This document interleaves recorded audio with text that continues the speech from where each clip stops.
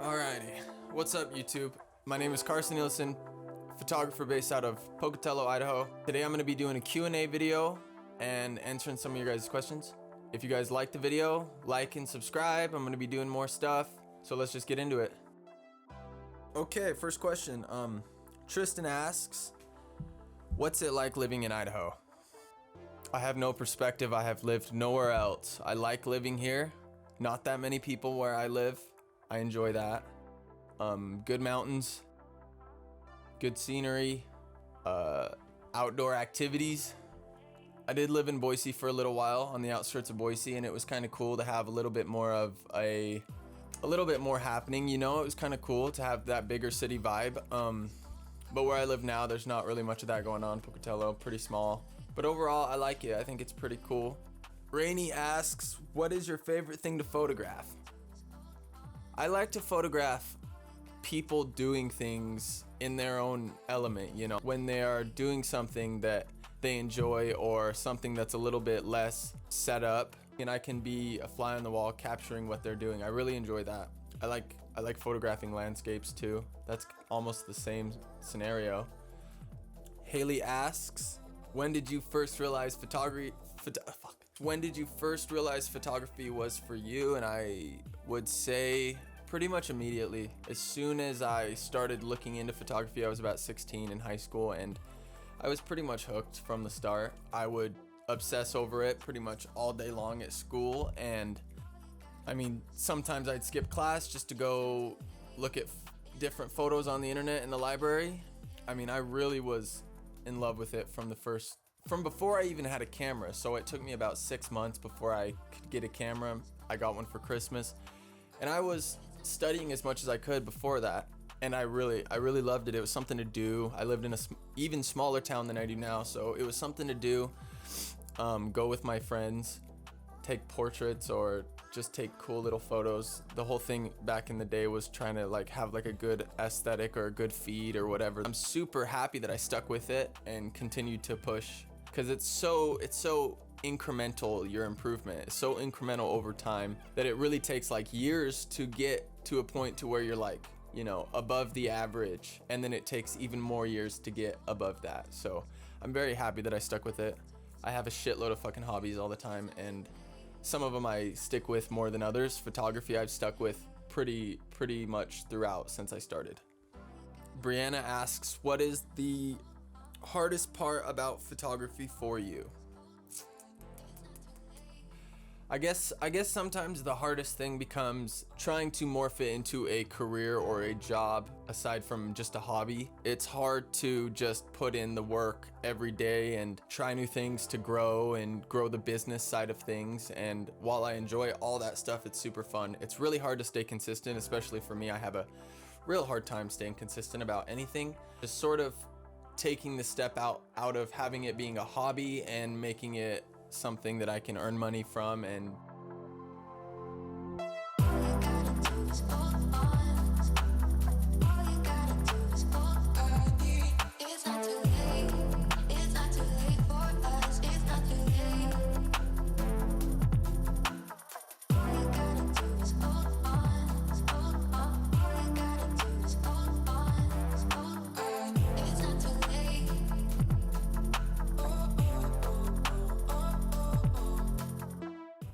Charlie asks, do you have a favorite photographer or one that inspires you a lot?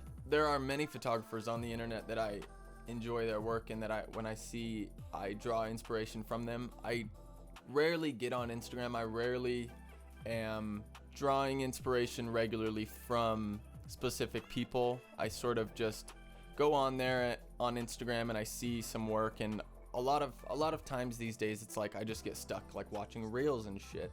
But anyways, to answer the question, basically, when I first started out, I had a couple of photographers, and they had a very specific style. They were Pacific Northwest photographers.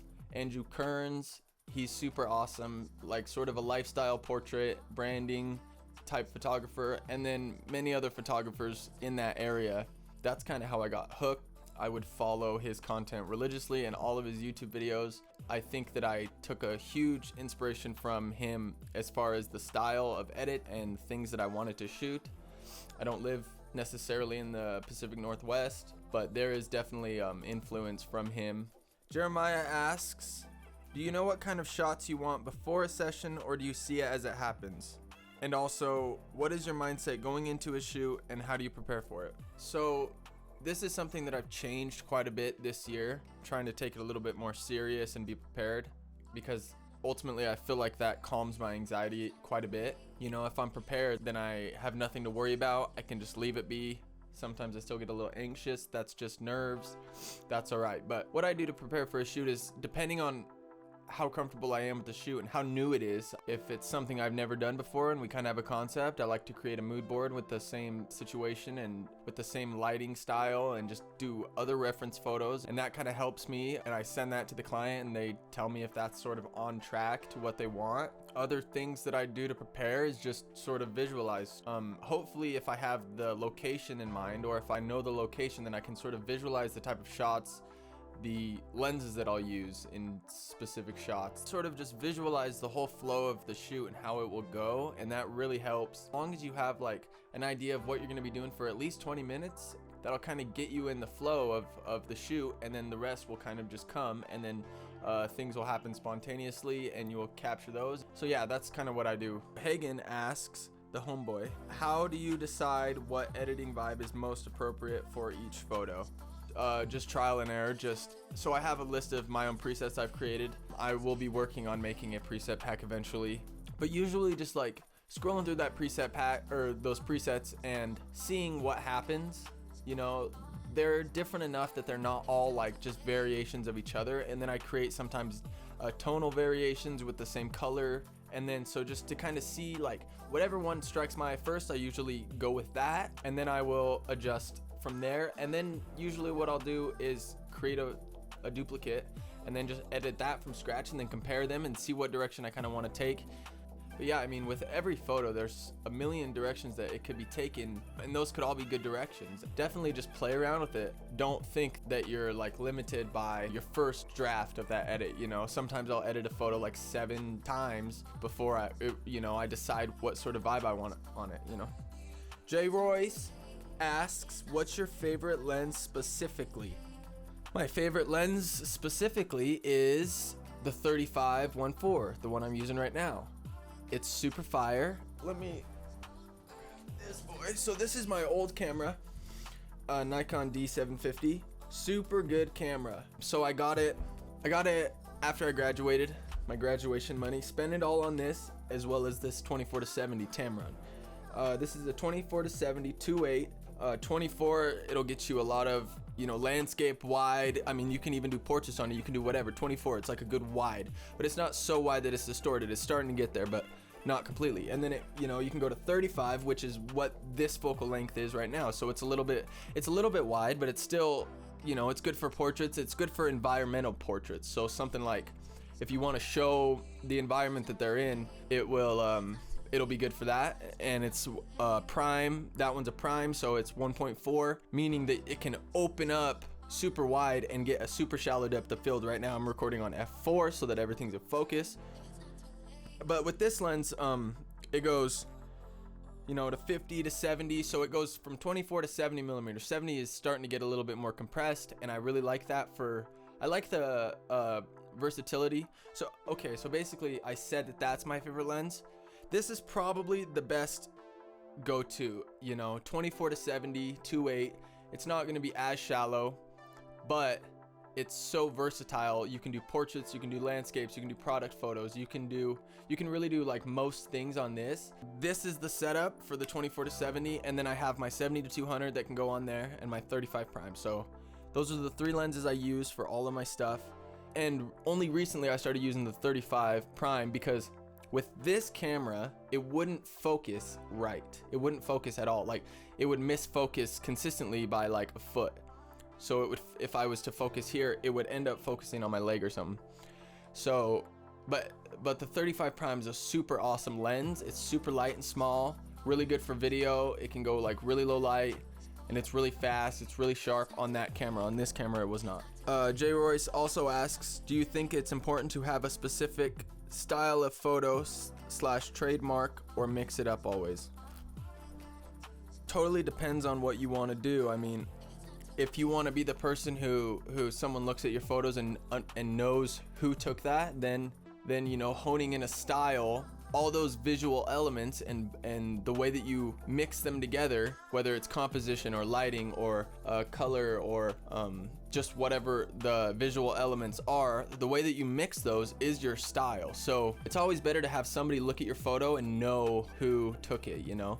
There are countless photographers that I see on Instagram that I see their photo before I see their name, and I know whose photo it is, and that is always beneficial to you as a photographer. So you also ask, or mix it up always. When you're first starting, mix it up, because you don't know what your style is. You know, you got to experiment, so don't be afraid to try out new things. And even if you feel like you start to find your style a little bit, still mix it up a bit and keep pushing. And you know, even me right now, I'm still mixing things up and trying out new things all the time, and it you know, small things will morph your style into something different, and hopefully it keeps changing and it keeps evolving.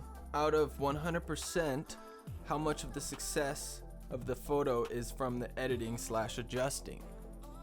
It depends on the photo. I mean, some people really like massive amounts of editing or even photoshopping. It depends on the style, it depends on what you're going for. For me, personally, for 90% of my photos, I don't do any photoshopping, but sometimes, like lately, I've been getting into it a little bit with like skin retouching, and that actually has a huge impact. I will throw up a couple of like before and afters of like what the skin retouching sort of does, and that's, you know, that's pretty huge in my mind.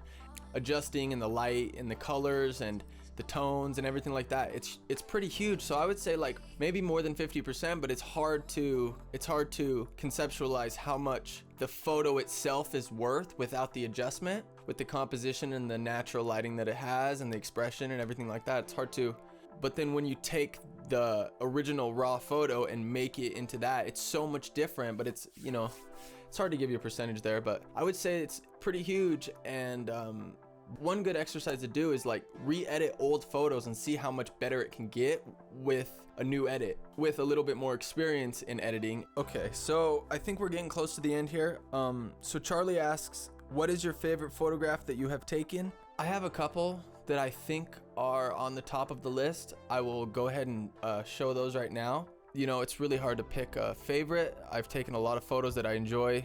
Some are my favorites at a certain point, and then they quickly become less desirable. But I think I'm getting to a point where the ones that are my favorites are going to be my favorites for a long time, and it'll just sort of compile into a list of favorites. So there was a couple of the ones that I enjoy. So Jen asks, how long have you been a photographer? Since I was 16, and I'm 23, so about 7 years. I've been doing it for about 7 years. Some years more dedicated than other years. You know, that's a long enough time that there's gonna, you know, motivation's gonna wane and motivation's going to like be really strong. So right now motivation's pretty good. I mean, I feel really good. I'm excited again. Kind of felt I didn't do shit. I didn't want to do anything. So, but I'm getting back into it. I mean, I have been getting back into it for the past few months, taking a lot of photos that I like, and I'm very happy about the moves I've been making over the last few months. So anyways, that is my Q&A video. I hope you guys got some questions answered, and I hope that made sense. I think that I'm going to get a little bit better at talking to the camera over time, and I'm super excited to make these like YouTube videos. I think that it's gonna be super fun. I want you guys to get to know me a little bit. I want to get to know you guys. I think these YouTube videos are a good way for me to express myself a little bit. I don't think that you know, doing Instagram stories is my thing. So, you know, maybe this is the route that we're gonna take. So anyways, thank you guys for watching. Let me know in the comments if you guys have any ideas for any videos in the future, and we'll try to get them made. And thank you guys. Like, subscribe. Cheers.